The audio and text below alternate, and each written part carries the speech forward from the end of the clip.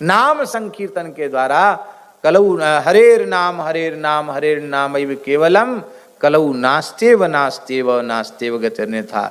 सुमेधसा जो विशेष बुद्धिमान होते हैं वो प्रत्येक उत्सव में प्रत्येक कर्मकांड में कीर्तन की प्रधानता रखते हैं।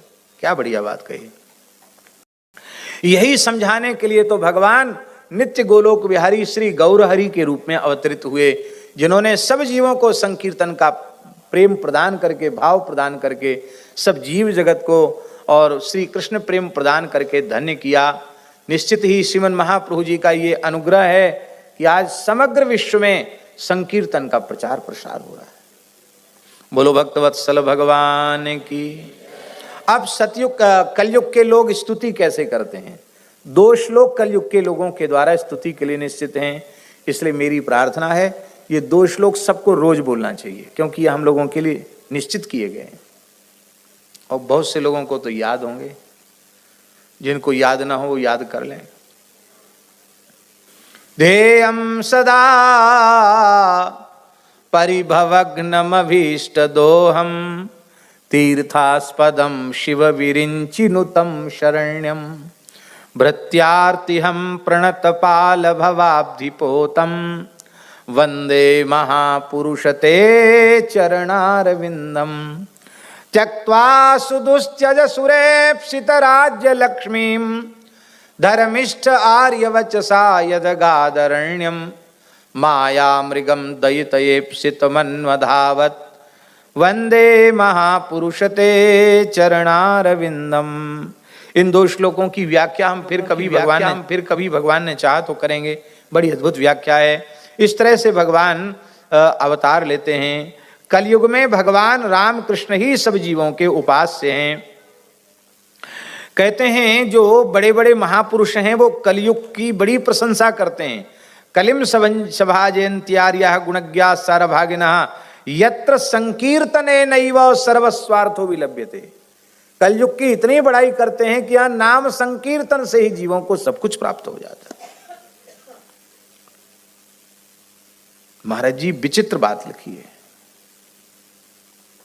करभाजन कह रहे हैं सतयुग त्रेता द्वापर के साधक कलयुग में जन्म लेना चाहते हैं, क्योंकि भगवान की प्राप्ति कलयुग में सबसे सरल है। कृतादि सुप्रजा राजन कला विच्छन्ति संभवम कलौ खलु भविष्यन्ति नारायण परायण। नारायण परायण जीव कलयुग में जन्म लेते रहेंगे। कहाँ कहाँ जन्म लेंगे भगवान के परायण भक्त? कहते क्वचित क्वचिन महाराज द्रविड़ेषु च भूरिशः। दक्षिण भारत द्रविड़ देश में बहुत होंगे, बहुत संत प्रकट होंगे। ताम्रपर्णी नदी यत्र कृतमाला पयस्विनी, जहाँ ताम्रपर्णी कृतमाला कावेरी है, महानदी है, ऐसे जो वहाँ भगवान के विशेष भक्त जन्म लेंगे। इन दक्षिण भारत की नदियों का जो जल पीने वाले होंगे वो प्रायो भक्ता भविष्यन्ति, वो सब भक्त हो जाएंगे भगवान के, उनका निर्मल अंतःकरण हो जाएगा। और इधर मध्य भारत उत्तर भारत इनकी नदियों का जल पीने वाले निष्पाप हो जाएंगे। हमारी नदियाँ भी बड़ी प्रभावशाली हैं। पूज्य संपूर्णानंद जी महाराज कहते थे ज्ञान चाहिए तो गंगा जी के किनारे चले जाओ, वैराग्य चाहिए तो नर्मदा जी के किनारे चले जाओ, और प्रेम चाहिए तो यमुना जी के किनारे चले जाओ। बोलो भक्तवत्सल भगवान की।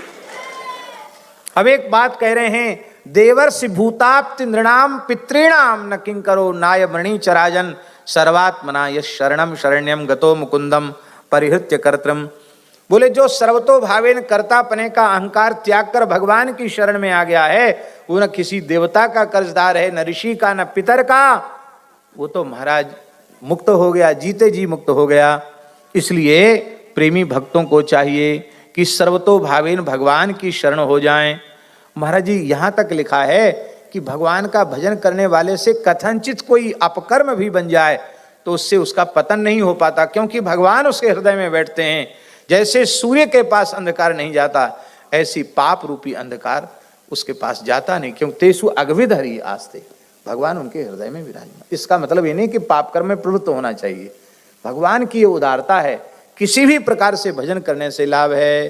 माई मेरे श्याम लग्यो